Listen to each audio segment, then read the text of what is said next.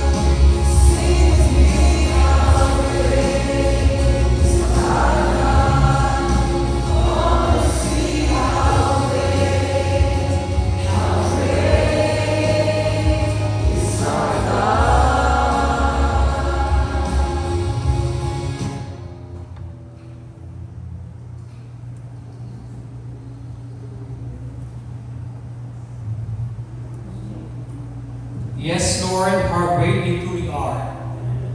Dakila ka, Panginoon. You are the King of kings and the Lord of lords. Your name is lifted high above every other name. Father, we lift up your name in this place today. Let your presence fill this church. Let every heart feel your peace, your love, and your power. Remove every distraction, every worry, every burden that may be weighing down your people. Lord, prepare our hearts to worship you fully. Let our worship not just be words or song, but a true offering of love and surrender to you. Because, Lord, your name is above all names.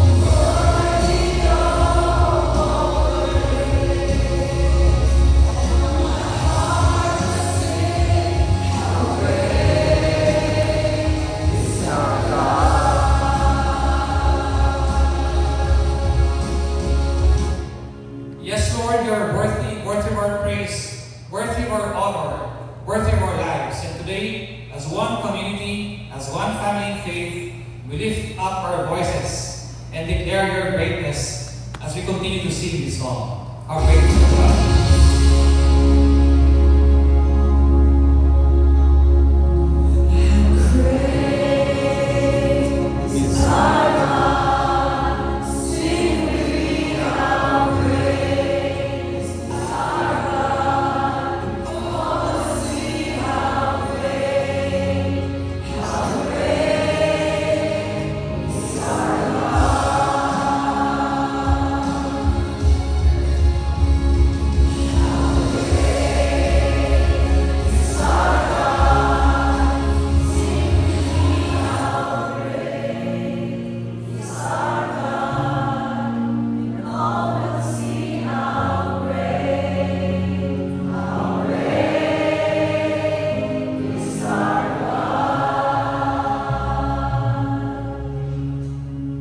Father, receive our worship today. May every song, every prayer, and every heart bring glory to your name alone. We love you, Lord. We honor you and we worship you. In the mighty name of the Lord Jesus Christ, amen.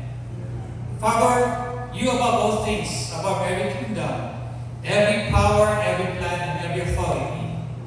From Ephesians 4:6, one God and Father of all, who is over all and through all and in all.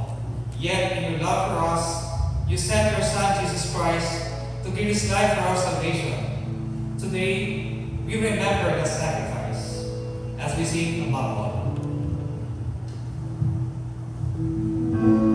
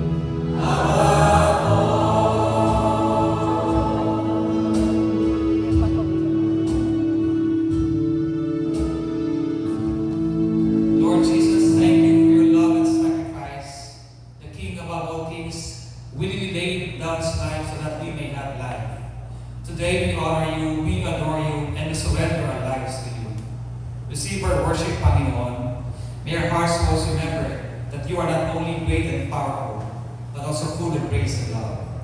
In your holy name we pray. Amen. Aklat ng Propeta Ezekiel. Kapag ang isang taong matuwid ay nagpakasama, mamamatay siya dahil sa kasamaang ginawa niya. At ang masamang nagpakabuti at gumawa ng mga bagay na matuwid ay mabubuhay. Dahil sa pagtalikod sa nagawa niyang kasamaan o una, mabubuhay siya, hindi mamamatay. Kaya na, bawat isa sa inyo ay hahatulan ko ayon sa kanyang ginawa.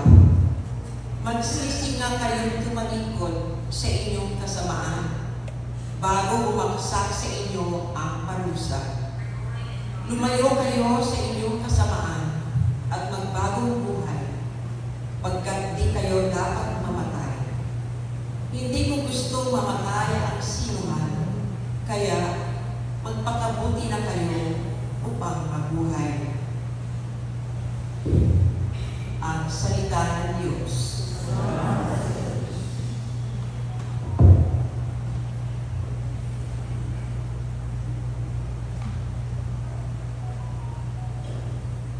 Bago pa akong maging membro ng Pag-ibig sa Diyos, ako ay lay minister na sa aming simbahan sa Espiritu Santo, Santa Cruz, Manila, kung saan ako at ang aking pamilya ay naniniraan. Bagamat lay minister ako, ay napabarkada ako at may bisyo siya po. May mga araw na bago ako mag-duty bilang lay minister, ay dumadaan muna ako sa mga barkada ko para gumamit na ipinpapaw. Wala sa puso ko at isip ko ang bigat ng kasalanan ng ginagawa. Akala ko, okay lang yun. Mauunawaan ako ni Lord. Kasi nga, nagsisilbi naman ako sa simbahan. Sa lugar na tinatambayan ko, na puno ng masasamang tao at talamak ang bisyo. Pugad iyon ng mga holdaper, sugarol at mga adik. Halos lahat ng tao doon ay puro iligal ang ikinabubuhay. Kaya sabi ko sa sarili ko, wala nagsisimba dito. Walang makakakilala sa akin. Ngunit isang gabi, habang ako ay umiinom at tumataya sa karera, ay may nakatabi akong mama na taga roon.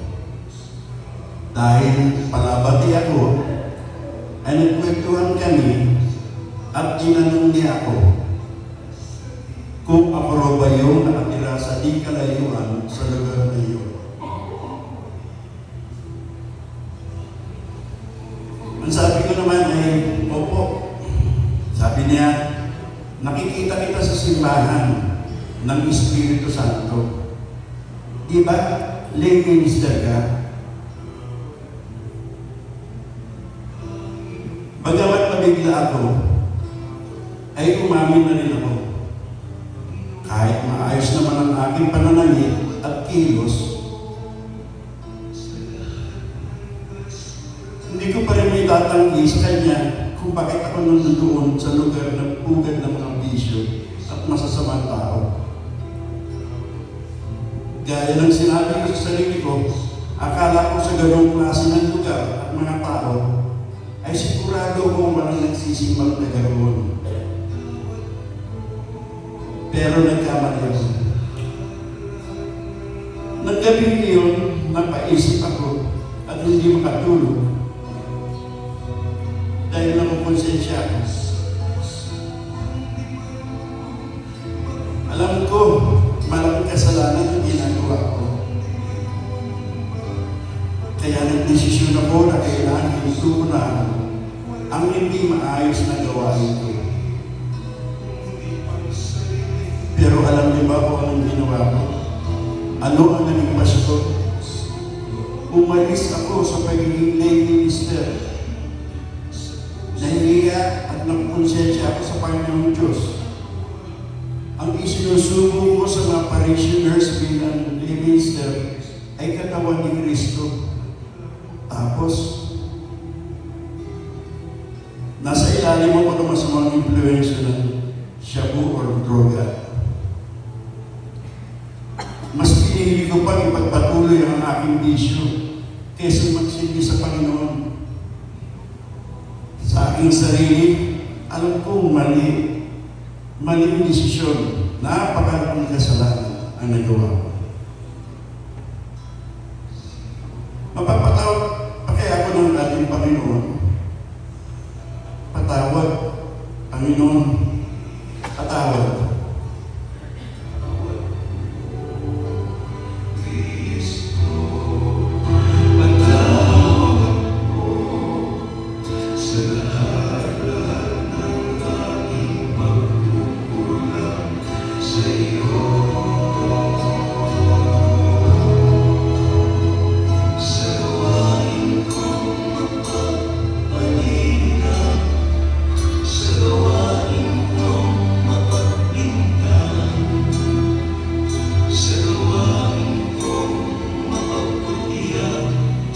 Ang aking mga nagawang kasalanan noon ay sarili kong kagustuhan. Pusa akong liyakat ang mga kasamaang ito dahil hindi ko palubos nakilala ang ating Panginoon. At alam ko, kung hindi ako nagbago, ay tuluyang masisira ang aking buhay at pamilya. Marahil, ang sasapitin ko ay walang hanggang kapahamakan sa impyerno. Salamat na lang at kami mag-asawa ay naimbitahan ni Tita Maris Nogalisa sa FAW ng Pag-ibig sa Diyos. Salamat din, Lord, sa mga kasama namin dito sa community, sa mga panalangin ninyo at sa aming Hipulus family, sa kina Tito Oji at Tita Tess, bilang aming spiritual advisor, na hindi ako sinukuan. At iyon ang naging simula ng aking transformation. Napag-isip-isip ko, ito na ang simula ng aking pagbabalik loob sa Diyos. Unti-unti nang nabubuksan ang aking diwa at pag-iisip mula sa aking nakaraang karanasan. Tinanggap na uli ako ng Diyos sa tamang landas ng pagbabago at paghingi ng kapatawaran sa Kanya. At patuloy na hinahawakan, huwag nang balikan ang dating buhay. Nararamdaman at nakikita ng aking pamilya, ng aking asawa at mga anak, kahit na ang ibang tao na nakakakilala sa akin ay natutuwa sa aking pagbabago. Sa katunayan, naging household head kami, PT4 head, at kasalukuyang cluster head, kami mag-asawa, at lay minister na uli ako. Maraming salamat sa pagmamahal ng Panginoon na kinatagpo ako at ibinalik sa Kanyang mga bisi. Maraming salamat din sa inyong lahat sa suporta na naging inspirasyon ko sa aking patuloy na pagbabago. Napakasarap pala sa pakiramdam. Ang tumahang sa landas na kasama ang ating Panginoon.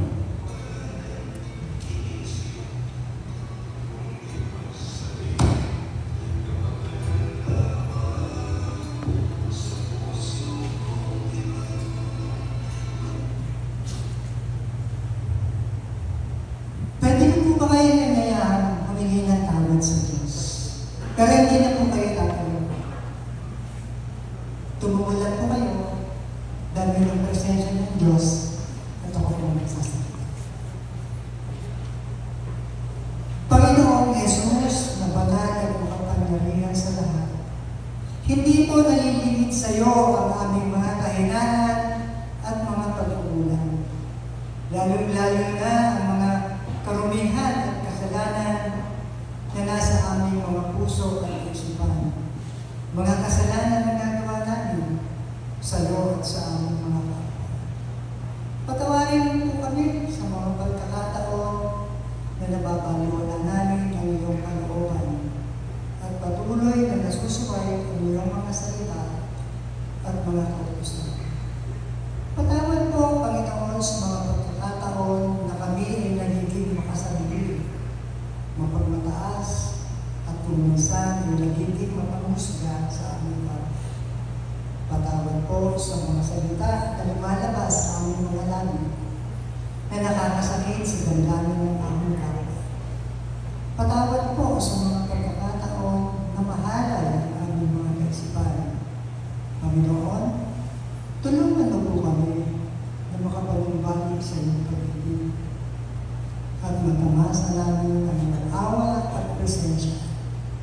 Patawad po sa mga pagkakasala namin ito na nagiging dahilan ng aming paglayo sa iyong kabanatan. Huwag mo po sana kaming hayaan na malayo sa iyo muli at mamuhay sa mga kasalanan at karumihan. At huwag mo po kami tulutan na maglakad sa madilim na bahagi ng aming mga buhay.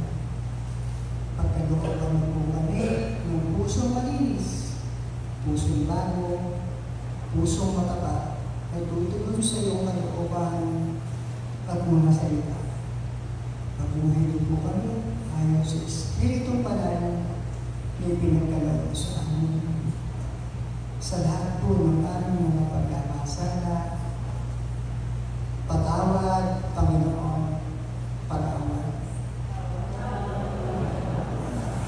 Panginoon, hindi mo po ang pagsamo ng aking mga kapatid na naririto sa lugar niyo.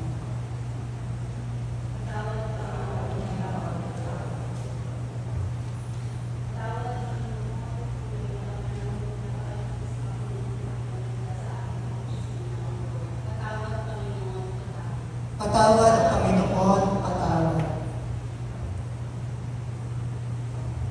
Panginoon, patawad po sa mga pagkakataon na kami na manghihinaan ng loob at nagdududa sa mga pagsubok namin hinaharap. Patawad, Panginoon, patawad.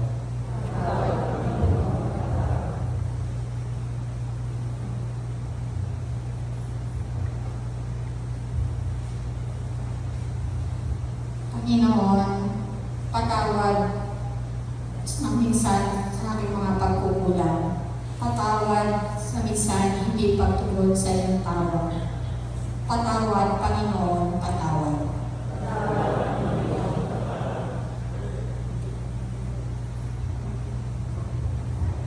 Panginoon, patawad po na kung minsan nawawalan ako ng tiwala sa iyo, Panginoon. Pag hindi nalagaan sa aking kagustuhan, ay minsan ay nasisisi kita, Panginoon. Patawad, Panginoon, patawad.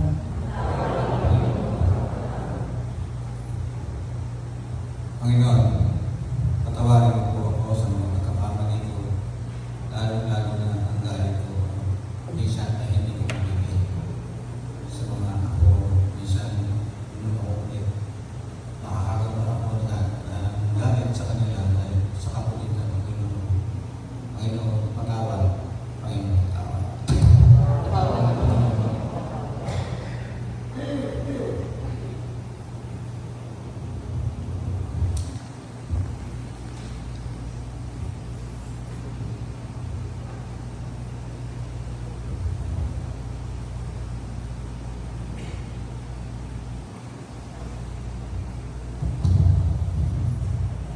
Lord God, patawad po na kung minsan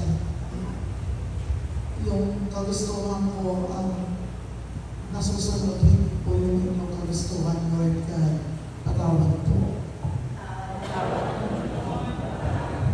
Panginoon, patawad po sa napakaraming pagkakataon na masinuuna po namin ang aming sarili.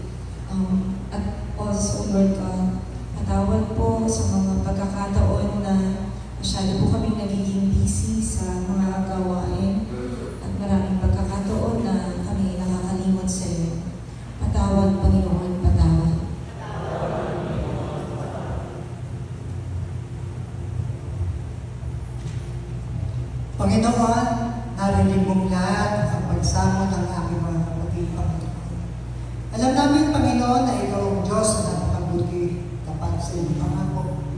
Lord God, sa gabi ito, Panginoon, tatanggapin na po namin lahat ang iyong pagmamahal at ang iyong kapatawaran para sa bawat isa sa amin.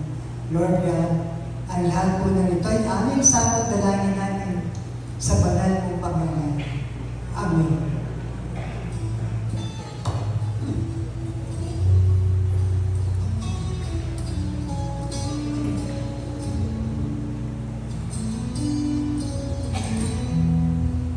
Tahimik akong lumuha sa bigat ng aking nagawa.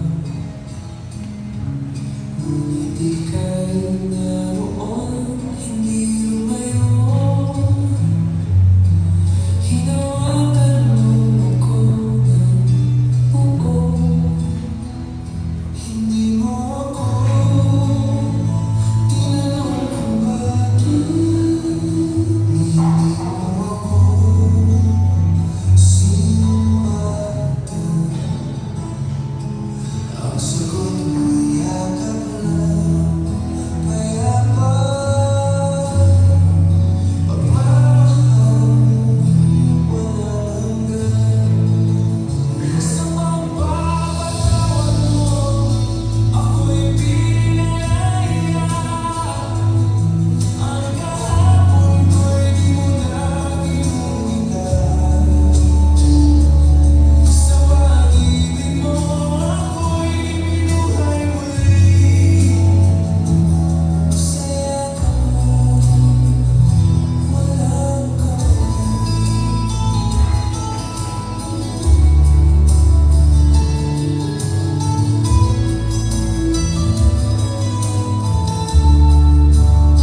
ang akala kong wakas, naging panibago. Sa biyaya mong tunay at totoo, ang puso kong basag iyong binuo. At binunod ang pag-asa ko. Sa pagpapatawad mo, ako'y nagkatayo. Sa liwanag mo, hindi ako nagtatago. Salamat ang Diyos ng Ama. Ang buhay ko'y sa'yo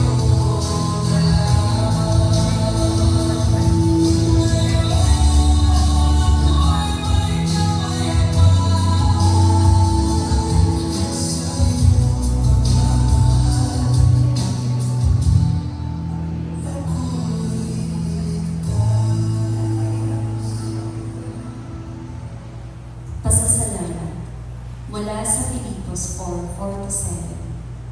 Magalak kayong lagi sa Panginoon.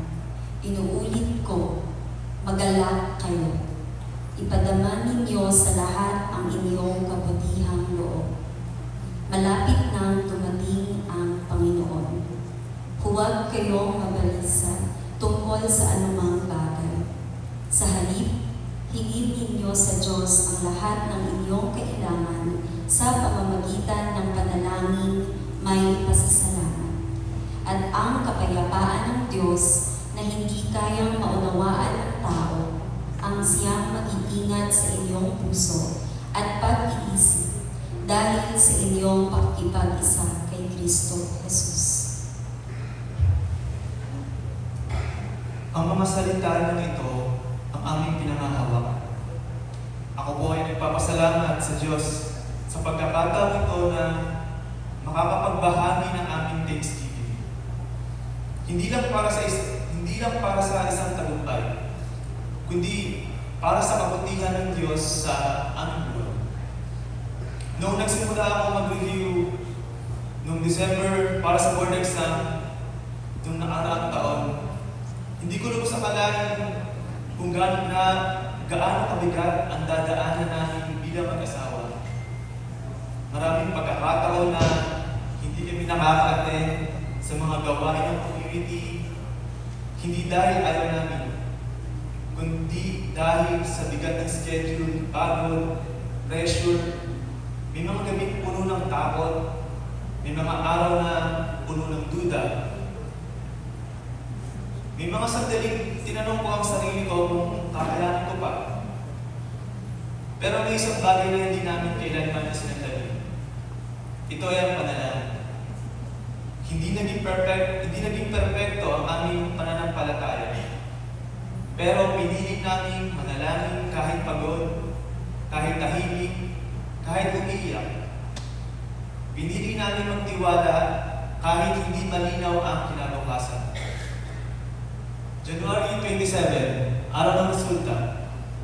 Sa totoo lang, hindi ko masabi na yung pakiramdam ko is yung deserving ba ako. Sa halip, ang malinaw lang sa puso ko ay yung kung ano man ang kalalabasan, Diyos pa rin ang tataas namin. Iyon ay ayon pa rin sa kung ano ang plano niya para sa amin. Isang sakripisyong alam ng Diyos ang nais namin ibahagi. Sa buong panahon ng review, isinagtabi namin mag-asawa ang panalangin personal na magkaroon at biyayaan kami ng anak ng Diyos. Hindi dahil tumigil kami umasa, kundi dahil pinili namin unahin ang panalangin ito na makapasako. Hindi para sa karangalan ko, kundi para sa plano ng Diyos sa aming pamilya. Sa bawat panalangin, paulit-ulit namin sinasabi sa Panginoon, wala kaming ibang itataas na pangalan kundi Ikaw. Hindi namin ito yung pagmamalaki bilang sarili namin gawa, kundi bilang patotoo na iyong kabutihan sa gitna ng lahat, tinuruan ako ng Diyos ng isang napakahirap pero napakahalagang aral. Do not lean on your own understanding. Tinuruan niya akong magpakumbaba, tumigil sa pag-aangkin ng kontrol, at matutong umasa hindi sa talino ko, kundi sa kanyang karunungan. Wala kaming ibang pinaghahawakan kundi ang kanyang mga salita at pangako. Hindi rin namin ito nagawang mag-isa. Kasama ang aming buong pamilya na walang sawang nanalangin, nagpunta pa sa iba't ibang simbahan para humingi ng gabay at dasal. At dalangin sa inyo ang aming mga kapatid sa pag-ibig sa Diyos, Catholic community, partikular na sa aming Philippines household, sa Ilim, sa Cluster B, at sa lahat ng patuloy na sumuporta at dasal kahit hindi kami palaging present. Ang tagumpay nito hindi soloing. Ito ay bunga ng panalangin, sama-sama pananampalataya, pinanday sa paghihintay.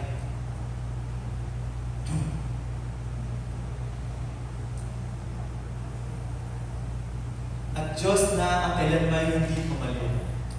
Tunay nga ang sabi sa awit, your goodness is running after me, dahil kahit sa mga panahon tumatakbo tayo palayo sa pagod at takot, hinahabol pa rin tayo ng kabutihan ng Diyos.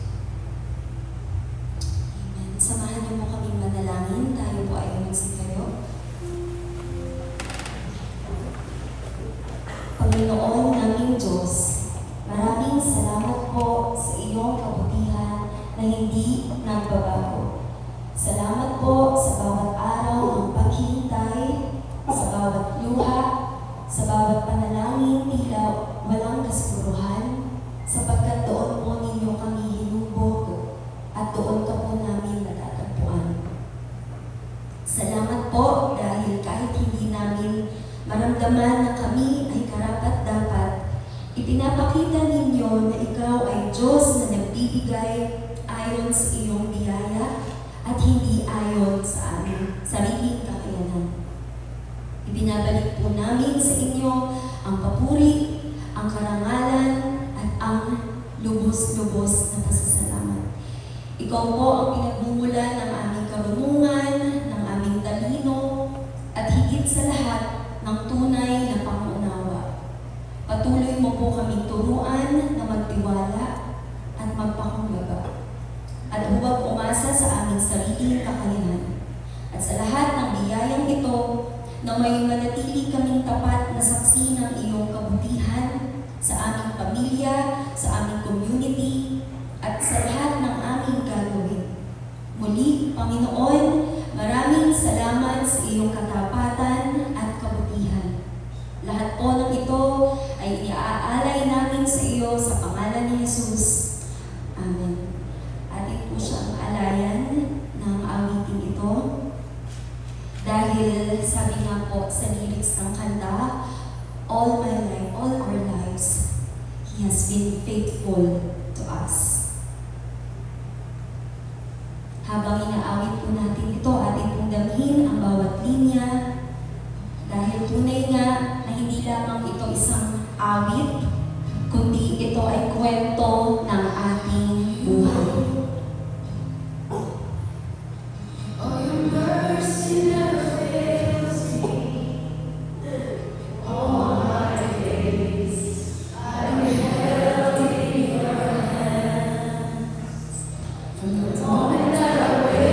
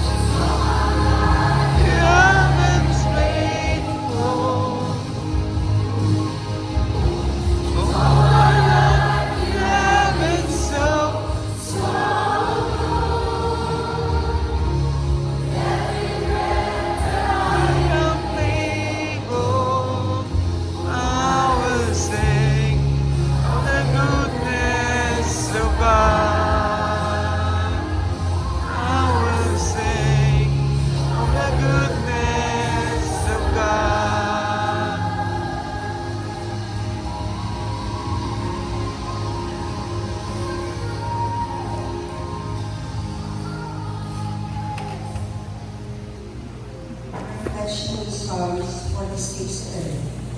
Be still and know that I am God. Manahimik kayo at kilalanin ninyo na ako ang Diyos. Ang talatang ito ay isang paanyayang tumigil, huminga at magtiwala.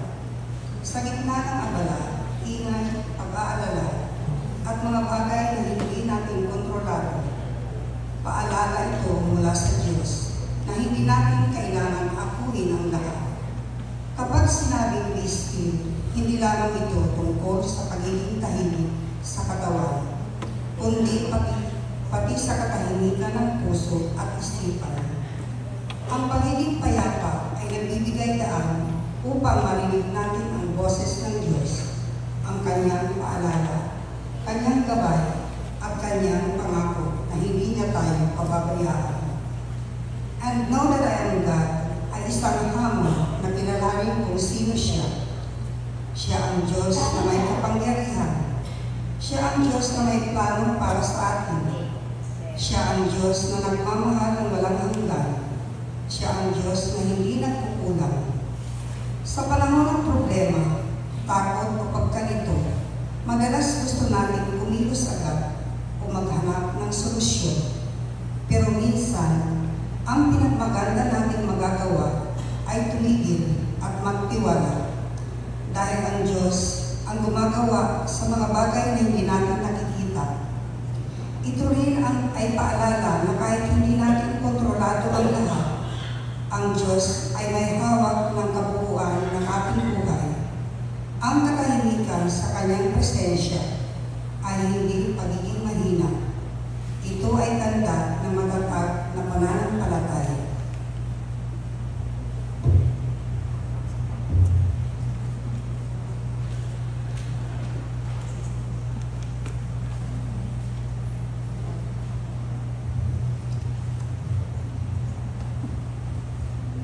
Good evening to our Almighty ever-living God, to Mama Mary, to all my guardian angels and saints in heaven, and to all of you, brothers and sisters in Christ.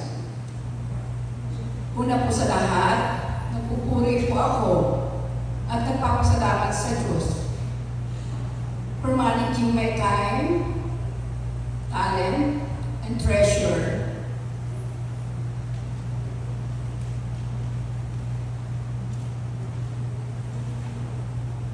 Ang awiting pong still ay very memorable po sa aking puso. Dahilan po, nung marinig ko po ang lyrics ng awiting ito, ay tumino po sa puso ko.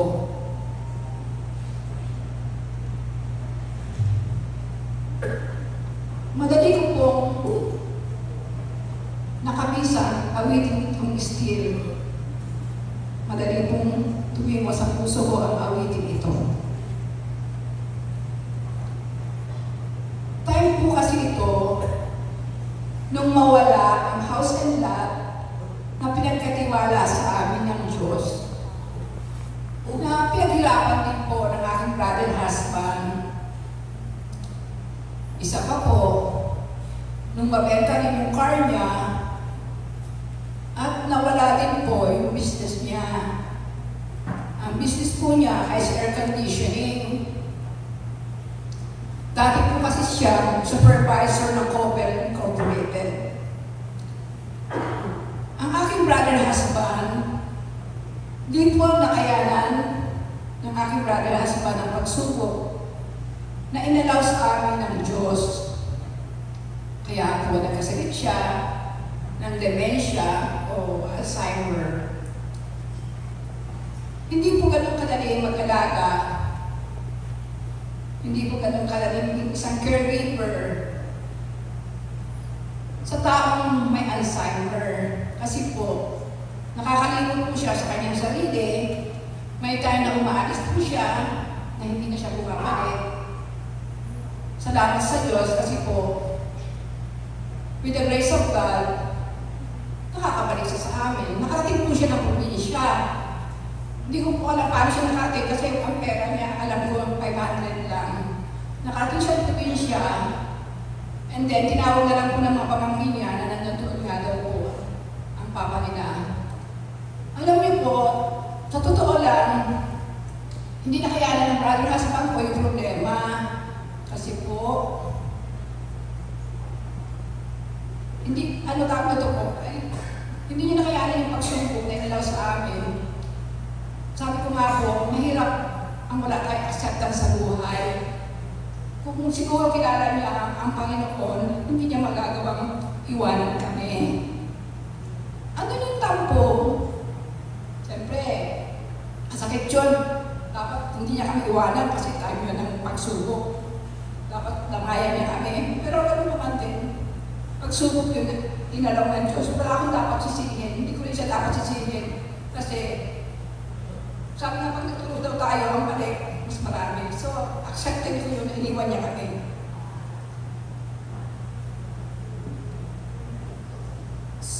Isa pa po, salamat din sa Diyos.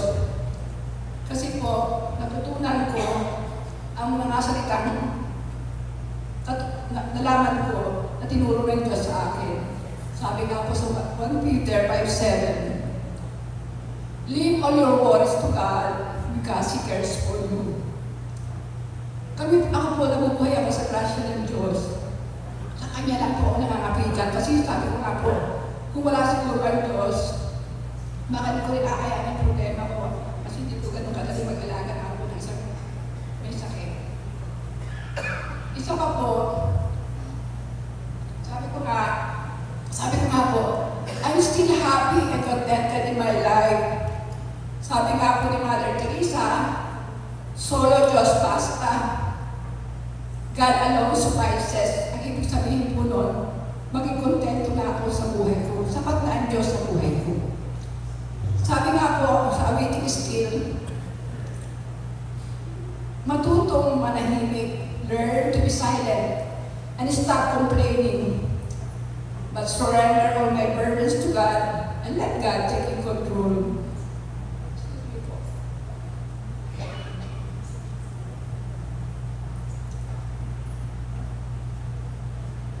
Truly God's grace is sufficient. God's grace is enough for us. May time din po na pinanghihinaan ako. But then again, God said, rejoice always, Evangeline.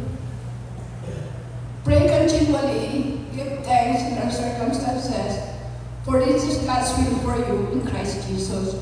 1 Thessalonians 5:16-18. May time din po na nakakaramdam po ako ng takot. But then again, I hold on to the promises of God. Sabi ni Lord, do not be afraid, Evangeline. I am with you. I am your God. Let nothing terrify you. I will make you strong and help you, and protect you and save you. Dalangin ko po sa Diyos na patuloy niya lang akong pagkalooban ng physical energy.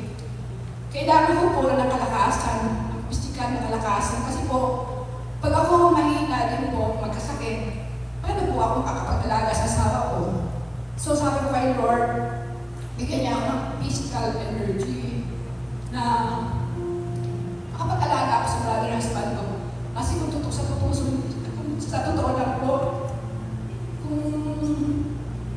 siguro kung wala ang Diyos sa buhay ko, hindi ko mapapatawad din yung brother husband ko kasi iniwan niya ako kami. Pero sabi nga matutong magpatawad kasi hindi na patatawarin ng Diyos kapag hindi ako nagpatawad. Kaya ako hindi nagagawa. Hinihiling ko ito kay Lord, nagbigay niya ako ng emotional energy. Kasi kailangan ko rin po na maging matibay ako sa emosyon ko kasi kapag akong nalulungkot, palagi akong nalulumbay, palagi mangyayari. So talaga po ako, mababaw kaligayahan ko pagdating sa pagtawa kasi yun po hinihiling ko sa Diyos. Bigyan niya ako ng VIP person. Hindi ako yung mga toxic person kasi wala makitutulong sa akin yun. So ako po, natutuwa ako sa mga taong madali ako makatawa kasi I love to laugh po talaga kasi sabi nga, a merry heart does good like a medicine. gives healing. So, gusto ko yung kataan masayahin. Ayoko yung kataan. Diyak lang po. Gusto ko yung palagi masaya, nakangiti, yun po. Sa pahinili ko sa Diyos, bigatin niya ako ng mental energy. Huwag masira ang ulo ko. Kasi mahirap, di ba? Kung may diferensya tayo sa mentalidad, baka mamaya ano magawa ko. Baka imbes na bigay ko kapag sa asawa ko, hindi ko alam kung ano bigay ko sa kanya. So, importante po talaga yung mental energy na hinihingi ko sa Panginoon. And last po, talagang hinihingi ko sa Diyos yung spiritual energy. Kasi po, napaka-importante ang Diyos sa buhay ko. Nung umpisa po ako sa pare, akala ko po na medyo matutuwa sa akin kasi ako. Para akong kawawa. Pero sa akin pare, magsimba po kayo araw-araw. So parang ako talaga ang ano. Pero okay lang po kasi with the grace of God, nagagal pa lang kami magsimba araw-araw. At pag Sunday po, yung hospital ko po, dinadagahan ng Holy Eucharist ng lay minister. So ako po, with the help of God, I'm still happy and contented in my life. Wala po ako reklamo sa Diyos. Glory back to God. Amen. Praise God.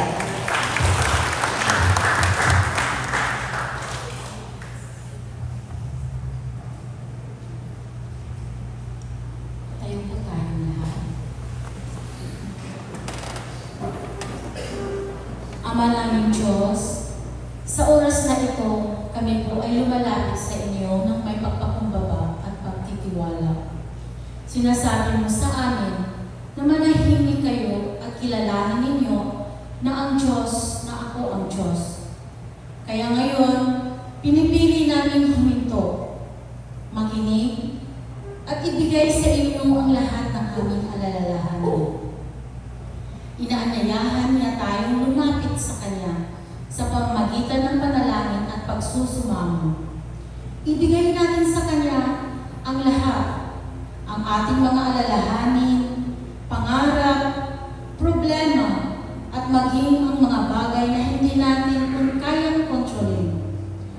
Kapag ginawa natin ito ng may pasasalamat at pananampalataya, ipinapangako niya na bibigyan niya tayo ng kapayapaan na higit pa sa ating pangunawa.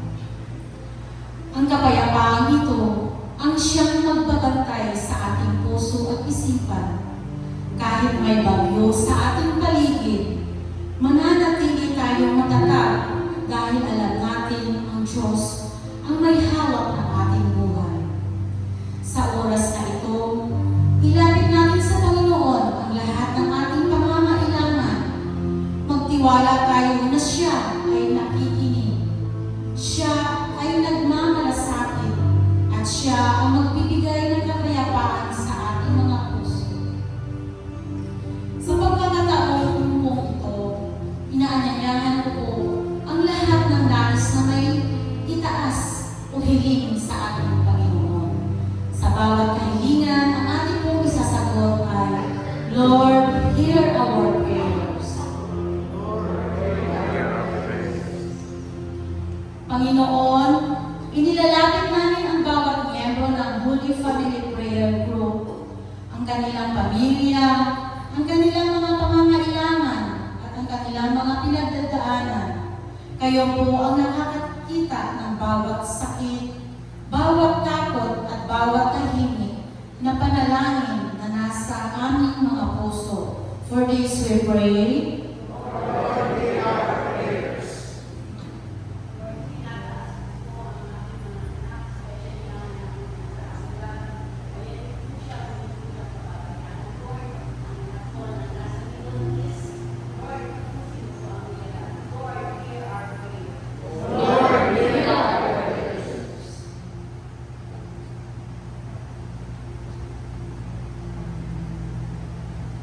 Panginoon, dalangin namin sa iyo ang kagalingan para sa mga may karamdaman ngayon. Mga mahal namin sa buhay, hipuin mo po sila at palakasin. Ibalik mo ang lakas ng kanilang katawan at aliwin mo ang kanilang mga puso. Ikaw ang aming dakilang manggagamot at sa iyo kami umaasa. For this we pray.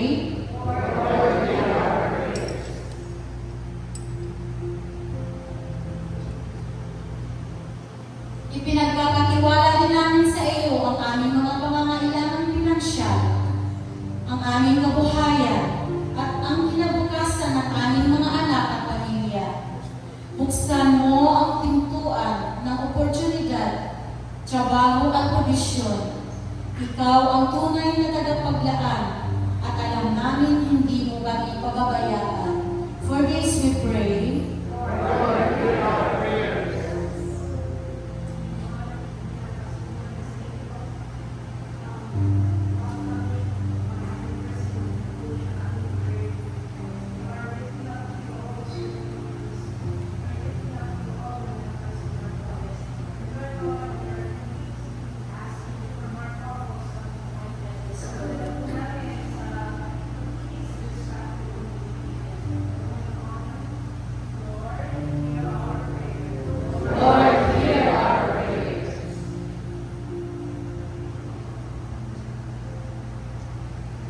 Para sa aming community, hiling namin ang pagkakaisa, kapayapaan, at tunay na malasakit sa isa't isa.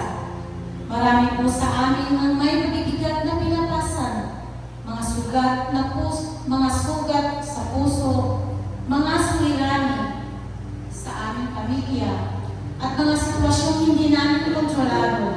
Sa lahat ng ito, naway maranasan namin ang iyong presensya na nagbibigay ng lakas at pag-asa. For this we pray. Panginoon, sa katahimikan ng aming mga puso, pinili namin magtiwala. Hindi man namin alam kung paano mo sasagutin ang aming mga panalangin. Naniniwala kami na ikaw ang Diyos na gumagawa ng paraan kahit hindi namin nakikita. Ikaw ang aming kanlungan, ikaw ang aming ilaw, ikaw ang aming